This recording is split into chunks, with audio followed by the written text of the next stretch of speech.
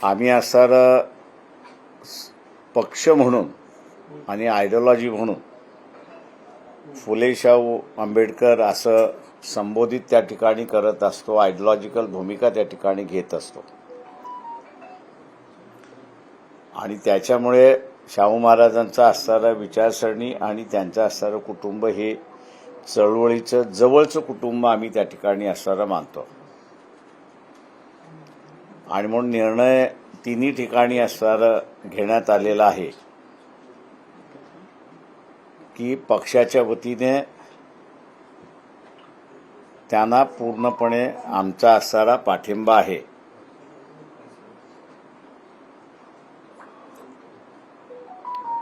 त्यांना निवडून आणण्याच्या दृष्टिकोनातून जे जे प्रयत्न करावे लागतील ते सगळे प्रयत्न पक्षाच्या वतीने त्या ठिकाणी केल्या जातील.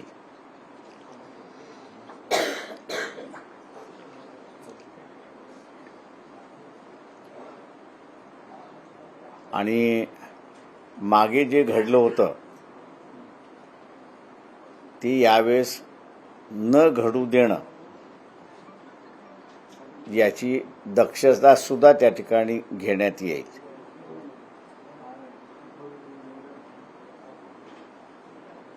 कोल्हापूरमध्ये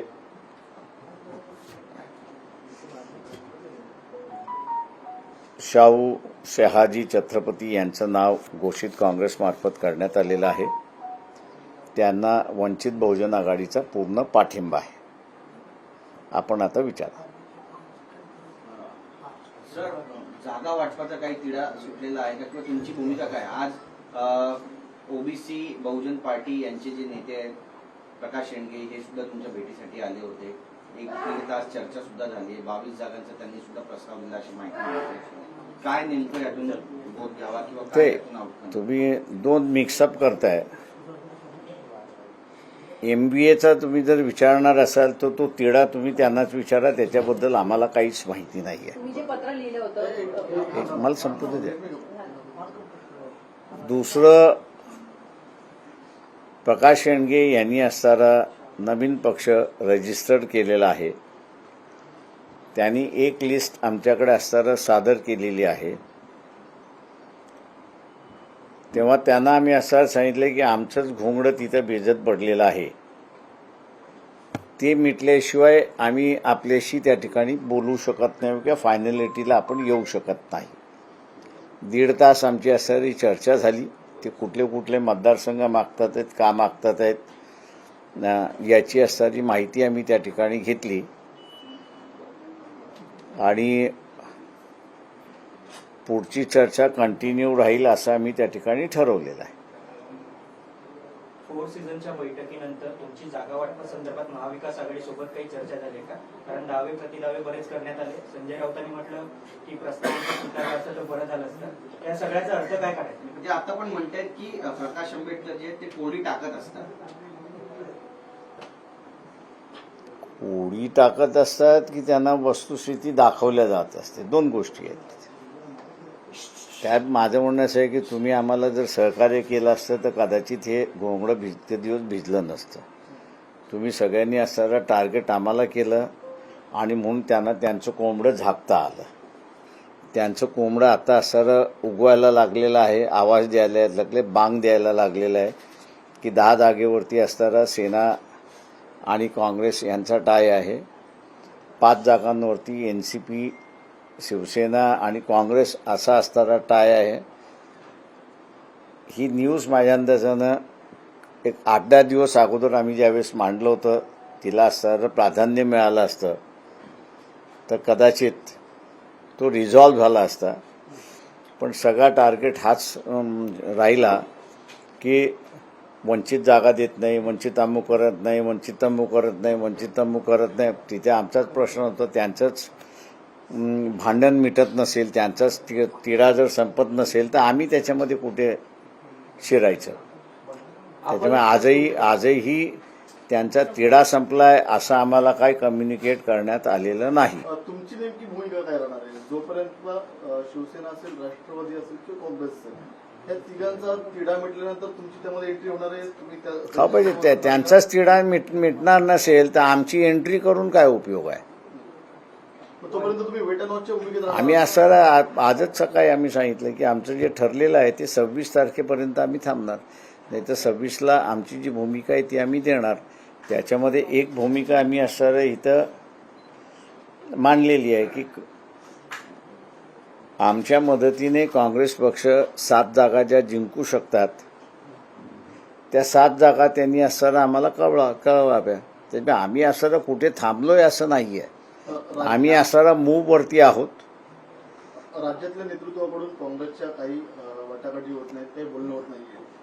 तुम्ही त्यांच्याकडे 7 जागांचा प्रस्ताव दिलाय की त्या 7 जागा तुम्ही द्यायला पाहिजे. जर स्थानिक पातळीवरती हा काही तुमचा संवाद काँग्रेससोबत होत नसेल तर दिल्ली पातळीवर ते आम्ही असणारा आमच्या पत्रामध्ये स्थानिक यांना लिहिलेलं नाही. ते पत्र आम्ही असणारा काँग्रेसचे अध्यक्ष जे आहेत खरगे यांना असणारं लिहिलेलं आहे. रमेश त्यांचे असणारे जे EICC ऑब्झर्वर आहेत त्यांना असणारं त्या ठिकाणी लिहिलेलं आहे. आणि एक इन्फॉर्मेशन म्हणून आम्ही असणारा नाना पटोलेंना सुद्धा त्या ठिकाणी लिहिलेलं आहे. त्याच्यामुळे आम्ही असणारं एक्सपेक्ट असं करतोय की महाराष्ट्रातल्या काँग्रेसचं कुठल्या 7 जागांवरती एकमत झालं तर फार चांगलं आहे, नाही झालं तर त्या खरगे जे आहेत अध्यक्ष जे आहेत त्यांनी घेऊन ते आम्हाला कळवाव्यात असं आम्ही त्यांना म्हटलेलं आहे. तुमच्या 7 जागांच्या प्रस्ताव 7 जागेसंदर्भात तुम्ही त्यांना पत्र लिहिलं, पत्रांचा अजून कोणता रिस्पॉन्स आलेला नाही. बरोबर आहे. जर गरज पडली तर स्वतः तुम्ही राहुल गांधींची या संदर्भात संवाद साधणार आहात का, तुमची काही भूमिका घेण्यापूर्वी? अजून त्याच्यावरती आम्ही काही विचार केलेला नाही. तुमच्या 7 जागांचा अर्थ असा काढायचा का की काँग्रेसने 7 जागा आम्हाला कळवाव्या, त्या 7 जागांवर वंचित पाठिंबा देईल, उर्वरित 41 जागांवर वंचित बहुजन आघाडी स्वतःचे उमेदवार उभे करणार आहे? तो निर्णय आम्ही नंतर घेऊ ना. 26 तारीखपर्यंतच तुम्ही अल्टिमेटम हो, 26 तारखेच्या नंतर आम्हाला जो निर्णय घ्यायचा आम्ही असणारा आम्हाला कोणाला कळवण्याची गरज नाही आहे. आम्हाला ते कळवायचं ते पब्लिकला कळवायचं, वोटरला कळवायचं. सर याला जोडून प्रश्न आहे की वंचितचे बाळासाहेब 26 तारखेपर्यंत जर निर्णय होत नाहीये, समजून होत नसेल तर तुमची भूमिका ही स्वतंत्र असेल काय? एकला चलो याची भूमिका घेणार. मी तुम्हाला सांगितलं ना 26 तारखेला आमची जी काही भूमिका आहे ती आम्ही मांडू. सर, एकीकडे तुम्ही असं म्हणत आहात की 7 जागांचा प्रस्ताव काँग्रेस सोबतचा तुम्ही वेट अँड वॉचची भूमिका घेतात, मात्र दुसरीकडे मवियाचे नेते म्हणत आहेत की वंचित ही आमच्या सोबतच आहेत, आम्ही वंचितला सोबतच घेऊन चालवतो. तर कुठेतरी दुमत दिसतंय का? नाही, आम्ही असणारं यांचं जर जमलं नाही तर त्याच्यामधला आम्ही असणारा चॉईस हा दिला की काँग्रेसच्या 7 जागा ज्या आहेत त्या 7 जागा त्यांनी कळवाव्यात. म्हणजे मग आम्ही असं त्यांचं जमलं नाही तर प्रत्येकाला 48 जागा त्या तिघांपैकी लढवाव्या लागतील.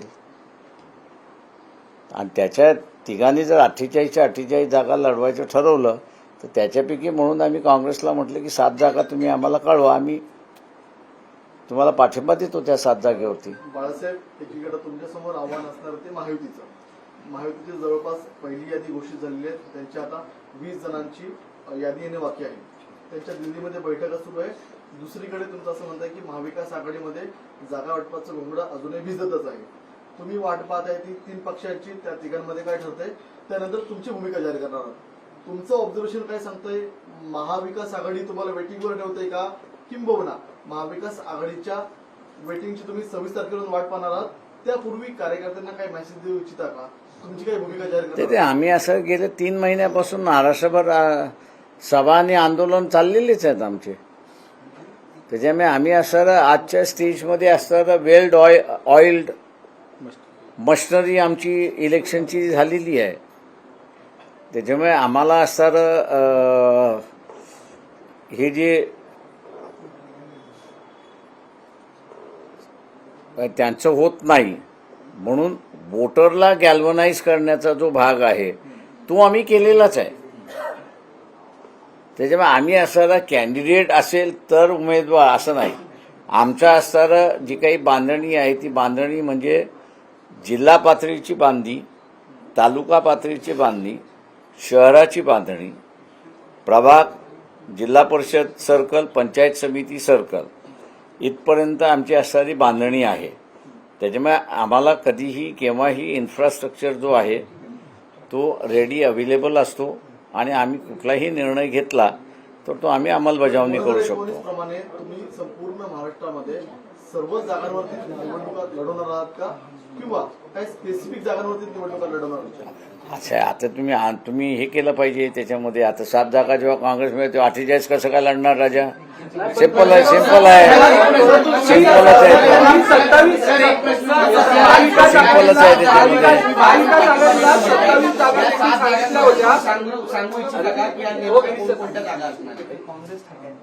मी काँग्रेस पार्टीचा अध्यक्ष थोडी आहे. 27 जागांचा आपण एक माहिती दिली होती महाविकास आघाडीच्या बैठकीत की या 27 जागा आहेत, ह्याच्यापैकी काही जागा आम्हाला भेटल्या पाहिजे. मग ज्याप्रमाणे त्यांनी विचारलं की 48 जागा लढवणार की अजून किती, मग त्या 27 जागांचा तुम्ही जो सर्व्हे केला होता किंवा तुमच्या माहितीत आहे, मग त्या जागांवर तुम्ही निवडणूक लढवणार आहे का, जर एकलं चालायची तुमची भूमिका असेल तर? ते अजून मी म्हटले ना की आमची भूमिका जी आहे ती आम्ही 26 तारखेला मांडतो. तुम्ही पत्रामध्ये असं म्हटलं होतं की वंचितच्या प्रतिनिधींचं ऐकून घेतलं जात नाही महाविकास आघाडीच्या बैठकीमध्ये. आता मागे जी महत्वाची बैठक सिल्वर ओकवर झाली तिथे सुद्धा वंचितला बोलवण्यात आलं नाही महाविकास आघाडीकडून. तर कुठेतरी वंचित या पक्षाला गृहीत धरलं जात आहे का महाविकास आघाडीने? आम्ही आमचा टार्गेट ठरवलेला आहे. डिसलॉगिंग बीजेपी हा आमचा टार्गेट आहे. त्याच्यामुळे तो टार्गेट अचीव करण्यासाठी हे जे छोटे मोठे हेवेदावे जे आहेत त्याला आम्ही बाजूला सारतो. आम्ही त्याला काही फार मोठं महत्त्व देतोय असं नाही. आमचं म्हणणं असं आहे की त्याच्यामध्ये त्यांची जी मुळात भांडणं आहेत ती संपली पाहिजेत. ती जर संपत नसतील तर मग आम्हाला काय भूमिका घ्यायची ती आम्ही 26ला घेऊ ना. भाजपच्या जागा कमी झाल्या तर नितीन गडकरी एक पंतप्रधान होऊ शकतात. भाजपच्या जर जागा कमी झाल्या नितीन गडकरी हे पंतप्रधान होऊ शकतात देशाच्या. 200च्या खाली जर जागा आल्या किंवा 250 आल्या किंवा किती आल्या ते डिपेंडेबल आहे. मी असं म्हणेन की ऑपोजिशनच्या किती आल्यात.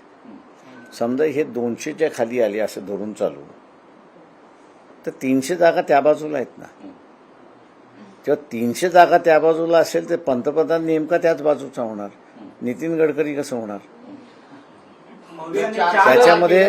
त्याच्यामध्ये असणारं जे आहे ते काँग्रेस पार्टीचा रोल हा महत्वाचा राहील असं मी त्या ठिकाणी मानतोय. आणि तो रोल म्हणजे अखिलेशनी जे यात्रा येत असताना जी भावना व्यक्त केली किंवा ममता बॅनर्जींनी असणारी जी भावना या ठिकाणी व्यक्त केली की तुम्ही येताय आमच्या राज्यामध्ये, आम्हाला विश्वासात घ्या, तेव्हा डिपेंडेबल हे राहील की त्यावेळेस काँग्रेस पक्ष या सगळ्यांना विश्वासात घेऊन जर केलं तर काँग्रेसची बाजू आहे. विश्वासात जर काँग्रेसने घेतलं नाही तर मग कोणाची ही बाजू? सर, विश्वासाचाच प्रश्न आहे. तर मग ज्या 4 जागेंचा प्रस्ताव दिला होता तुम्हाला त्या 4 जागेंपैकी 2 जागा अशा होत्या की जिथे ते तिन्ही पक्ष महाविकास आघाडीतले जिंकू शकत नाही असा एक अंदाज वर्तवला जात होता, म्हणून त्या 4 पैकी 2 जागा तुम्हाला दिल्या असं म्हटलं जातं. मी काय म्हणालो की आम्हाला असं तुम्ही कुठून 4चा आकडा आणला हा मला माहित नाही. संजय राऊतांनी सांगितलंय 4 जागांचा आम्ही प्रस्ताव दिला, त्या 4 जागा आता आम्ही उकललेलं नाहीये, त्यामुळे वंचित कडून ते सांगता येईल का की 4 आम्ही असणारा माझ्या अंदाजानं सिद्धार्थ मोकळे यांनी बरेच वेळा त्यांच्या व्हिडिओमधनं आणि त्यांच्या स्टेटमेंटमधनं क्लिअर केलंय की आम्हाला 4 कधीच ऑफर केलेल्या नाहीत. 3 ऑफर केल्या होत्या. त्याच्यामध्ये एक अकोला होती की जी आम्ही त्यांना म्हटलं तुम्ही परत घ्या. तसं म्हटलं तर 2च जागा त्याच्यामधल्या असणाऱ्या दिल्या होत्या त्यांनी. त्याच्यामुळे म्हणून म्हटलं की आम्ही जे म्हणतोय ते कॅरी करण्याच्या ऐवजी संजय जे म्हणतात ते फार मोठ्या प्रमाणात कॅरी केल्या जाते अशी असणारी परिस्थिती आहे. सर, नेमक्या तुम्हाला किती जागा पाहिजेत महाविकास आघाडीकडून? एक प्रत्यक्ष असं चर्चा ह्या टीव्हीवरनं होत नसतात. तुम्हाला नेमक्या जागा किती पाहिजे? सर्व महाविकास आघाडीकडून वेगवेगळ्या जागांची आकडेवारी समोर येते.